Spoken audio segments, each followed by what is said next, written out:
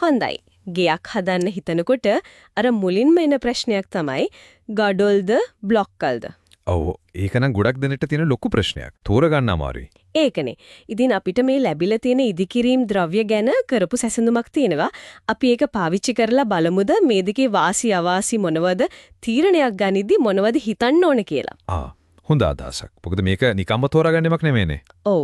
පිරිවැය වැඩේට යන කාලය අර ගොඩනැගිල්ලේ කල්පැවැත්ම මේ ඔක්කොම මේකට සම්බන්ධයි. අපි මුලින්ම ගඩොල් ගැන කතා කරමුද? හරි. ගඩොල් කිව්වම ඉතින් ශක්තිමත් බවනේ ඉස්සෙල්ලා මතක් වෙන්නේ. හරියටම හරි. බරදරන බිත්ති වගේ දේවල් වලට ගඩොල් වල ශක්තියයි අර කල්පැවැත්මයි කොටක් වැඩි නේද? අනිවාර්යෙන්ම.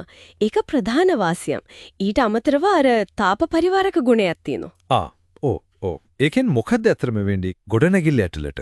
ඒ කියන්නේ දැන් පිටත උෂ්ණත්වය වැඩි නම් ඒක ඇතුළට එන එක අඩු කරනවා.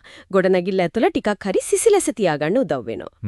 ඒ කියන්නේ අපේ වගේ උණුසුම් රටකට ඒක වැදගත්.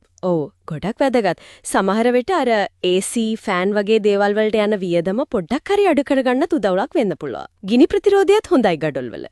ඒ වගේම තමයි අර ලස්සනක් තියනෝ නේද? බිත්තිය කපරාර කරන්න නැතෝ තියනෝ නම්. ඔව්. ඒකට කියන්නේ exposed brick wall කියලානේ.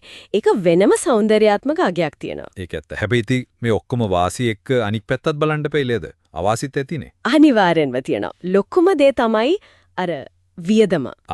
ගණන්ද. ඔව්. ගඩොල් හදන එකටයි ඊපස්සේ අර බිත්ති බඳින එකටයි දෙකටම ටිකක් වැඩිපුර කාලයයි ශ්‍රමයයි යනවා. බ්ලොක්කල් වලට වඩා. ඔව්. බ්ලොක්කල් වලට වඩා ඒ නිසා සම්පූර්ණ වියදම වැඩි වෙන්න පුළුවන්.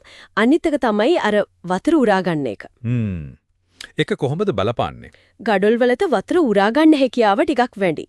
ඉතින් හරියට නිම කරේ නැත්තම් ප්ලාස්ටික් එකේ ඊළම ප්‍රශ්නයක් තිබ්බොත් තෙතමනය සම්බන්ධ ගැටලු වෙන්න පුළුවන්. හරි. එතකොට අපි අනිත් පැත්තට හරිමු. සිමෙන්ති බ්ලොක්කල් එතන වාසි මොනවද?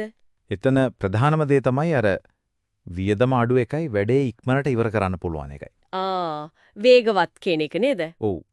බ්ලොක් ගල් එකම සයිස් නේ තියෙන්නේ. ඒකාකාරීයයි. ඉතින් බිත්ති බඳින එක හරිම ලේසි, ඉක්මන්. ශ්‍රමයත් අඩුයි. ඒ කියන්නේ ලේබර් කොස්ට් එකත් අඩු වෙනවා. හරියටම හරි. ඒ වගේම මේවා ගඩොල් වලට වඩා බරත් අඩුයි. ඒකෙන් මොකද්ද වාසිය? ගොඩනැගිල්ලේ සම්පූර්ණ බර අඩු වෙනවනේ. එතකොට අත්තිවාරයකට යන පීඩනයත් අඩුයි. හරි. අර ගඩොල් වල කිව්වා වගේ වතුර උරන ප්‍රශ්නේ බ්ලොක් ගල් වල කොහමද? බ්ලොක් ගල් වල ඒක අඩුයි. වතුර උරා ගැනීම ගඩොල් වලට වඩා අඩුයි. ඒ නිසා අර නානකාමර බිත්ති වගේ තෙතමනිය වලිතැන් වලට වඩා හොඳයි. වඩා සුදුසු වෙන්න පුළුවන්. අර බෙදුම් බිත්ති වගේ දේවල් වලට ලේසියෙන් පාවිච්චි කරන්න පුළුවන්. හැබැයි අර ගඩොල් වල තිබ්බ ශක්තිය තාප පරිවාරණය ඒ දේවල් බ්ලොක් ගල් වල තේ විදිහටම තියෙනවද? අන්න එතන තමයි ලොකු වෙනස තියෙන්නේ. සිමෙන්ති බ්ලොක් ගල් ගඩොල් තරම්ම බර දරන්න ශක්තිමත් නැහැ. ඒ කියන්නේ ප්‍රධාන බර දරන බිත්ති වලට මේවා පාවිච්චි කරනවා නම් සමහර විට අමතරව ශක්තිමත් කරන්න වෙනවා. කම්බි දාලා හරි මොනවා හරි. අනිත් එක අර තාප පරිවාරණය. ඒකත් ගඩොල් වලට වඩා අඩුයි. බ්ලොක් ගල් වල තාප පරිවාරක ගුණය අඩුයි. ඒ කියන්නේ ගේ ඇතුළ රස්නේ වෙනව වැඩි. විශේෂයෙන් උණුසුම් දවස්වලට ගොඩනැගිල්ල ඇතුලේ උෂ්ණත්වය ඉක්මනට ඉහළ යන්න පුළුවන්. පෙනුම අතිනුත් අර ගඩොල් වගේ නෙවෙයි නේද? බෑ. ගඩොල් වල තියෙන අර ස්වභාවික පෙනුම බ්ලොක් ගල් වල නෑ. ගොඩක් වෙලාවට ප්ලාස්ටර් කරන්නම වෙනවා. එහෙම නැත්නම් වෙන මොකක් හරි නිමාවක් දෙන්න වෙනවා. හරි. ඉතින් මේ ඔක්කොම එකට ගත්තම පේනව නේද මේක එහෙම ලේසියෙන් ගන්න තීරණයක් නෙවෙයි කියලා? කොහෙත්ත නෑ. ගඩොල්ද බ්ලොක්ද කියන එක තීරණය වෙන්නේ අර අපි මොකටද ගේ හදන්නේ? ඒ කියන්නේ ඉදිකිරීමේ අරමුණු මොකද්ද? අයවැය කොච්චරක්ද? අයවැය ඊට පස්සේ අර දේශගුණය මේ ඔක්කොම බලපානවා. ඒ කියන්නේ හිතන්න ඕන අපිට ඕන ශක්තියද ලස්සනද එහෙම නැත්නම් වියදම අඩු කරගෙන ඉක්මනට වැඩේ ඉවර කරගන්න එකද? අර තාප පරිවාරණය කොච්චර වැදගත්ද? තෙතමනියට ඔරොත්තු දෙන එක කොච්චර වැදගත්ද? මේ වගේ ප්‍රශ්න වලට දෙන උත්තර අනුව තමයි තීරණය වෙනස් වෙන්නේ. එක් එක්කෙනාගේ අවශ්‍යතාව අනුව තමයි හොඳම දේ තීරණය වෙන්නේ. හරියටම. මොකද දෙකේම වාසිත් තියෙනවා අවාසිත් තියෙනවා. ඉතින් Tamanගේ ව්‍යාපෘතියට ගැලපෙන්නේ මොකද්ද කියලා කිරලා මැනලා බලන්න ඕන. හරි. එතකොට අවසාන වශයෙන් අපි තව පොඩි දෙයක් ගැන හිතමු. අර දේශගුණික කාරණය ගැන කිව්වනේ. දැන් සිමෙන්ති බ්ලොක්කල් වලින් හදලා හරි මුලික වියදම අඩු කරගත්තා කියමුකෝ.